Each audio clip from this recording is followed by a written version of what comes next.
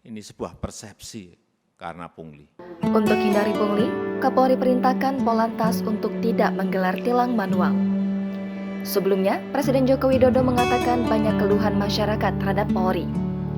Kapolri Jenderal Polisi Listio Sigit Prabowo pun memerintahkan kepada jajarannya di Korps Lalu Lintas Polri untuk tidak menggelar tilang secara manual.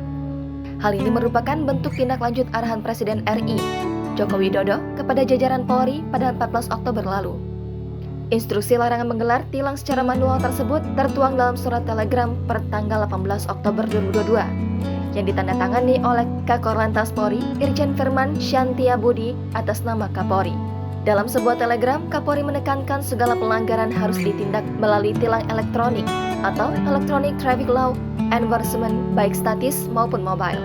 Masih dalam telegram tersebut, personel Korlantas Polri juga diminta untuk memberikan pelayanan prima serta menerapkan senyum, sapa, dan salam. Selanjutnya, Kapolri juga meminta agar anggota Polantas untuk melaksanakan kegiatan pengaturan khususnya di lokasi black spot dan trouble spot, serta melaksanakan kegiatan pendidikan masyarakat lalu lintas untuk meningkatkan Kamseltib Karlantas serta mencegah terjadinya pelanggaran dan kecelakaan lalu lintas. Melaksanakan pelatihan guna meningkatkan kemampuan dan profesionalisme anggota Polantas dalam melaksanakan tugas Polri di fungsi lantas.